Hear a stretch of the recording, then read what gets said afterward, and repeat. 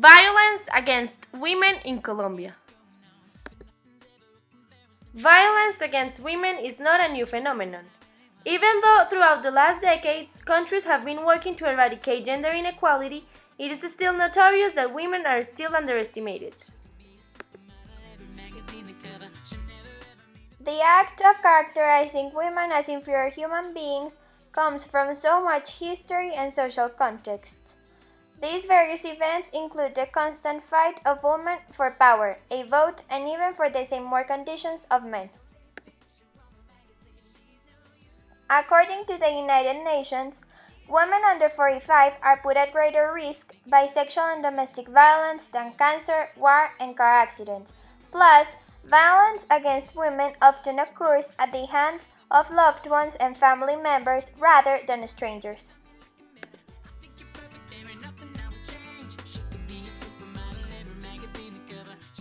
Violence against women around the world cannot be ignored since it's constantly happening and prevailing.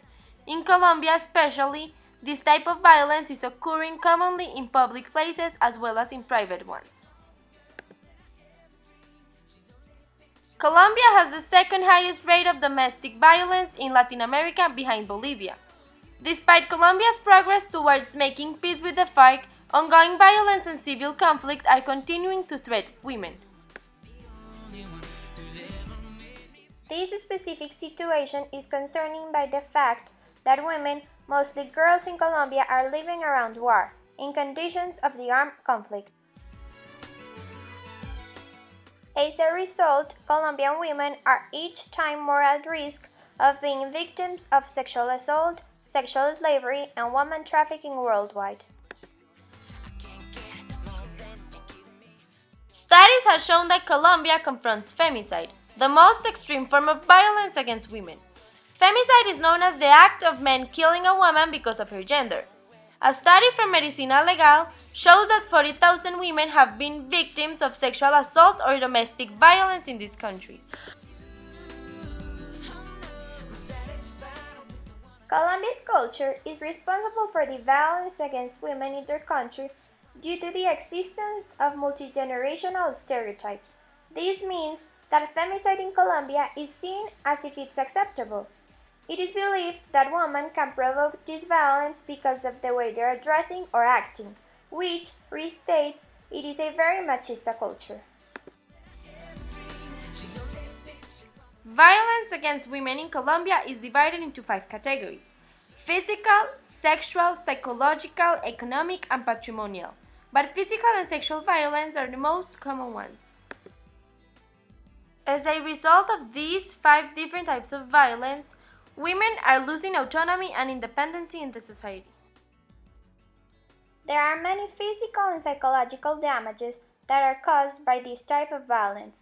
The most common ones are sleep disorders, improper diet, lack of energy, body aches, bruises, abrasions, panic attacks, sadness, loneliness, as well as having a low self-esteem, loss of autonomy and independence, a loss of quality of life, school and work absenteeism, and brings personal, familiar, and social consequences.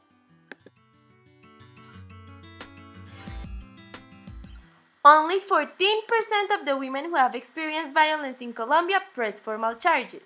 Most of the victims don't report these domestic violence incidents against them because they fear the situation will get worse. Also, that most of the cases never get legally sanctioned. So women think that with that kind of justice, it's better to stay quiet, because at the end of counts, it will stay the same, and if they try speaking out, they might end up more devastated.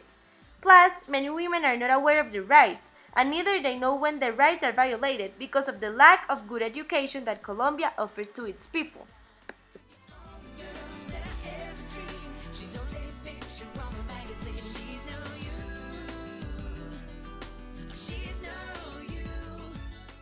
On average, one woman is killed every 2 days in this country. A new law was passed last July to make the penalty of this atrocity greater. Jail sentences start at 20 years and can reach until 41 years. 59% of total violence incidents occur in the victim's house. 79% of the offenders are in a relationship or have been in a committed relationship with the victim. 43% are boyfriends, 23% are husbands, and 13% ex-boyfriends. In total, 90% of total violence cases against women are committed by men.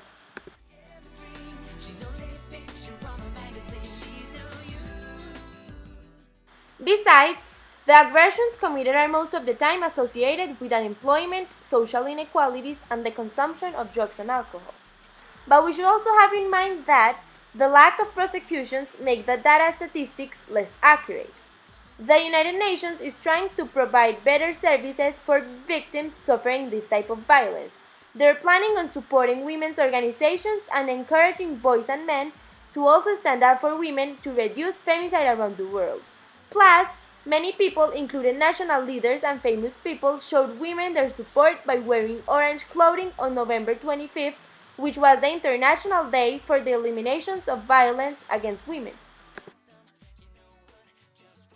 If action is being taken, there will be gender equality. The social-sexual patriarchal system will be abolished, which means that women will have a greater participation in politics and business. By the other side, if no action is taken, the gap between men and women will continue expanding. Women will be more oppressed each day by society. The lower levels of violence will climb up and become femicide, which will mean the world will be inhumane. We Can Do It is the sign that reflects how hard women had tried to be considered as strong and powerful as men. Let us join forces to end this crime, promote full gender equality, and realize a world where women and girls enjoy the safety they deserve, for their sake and for all humanity.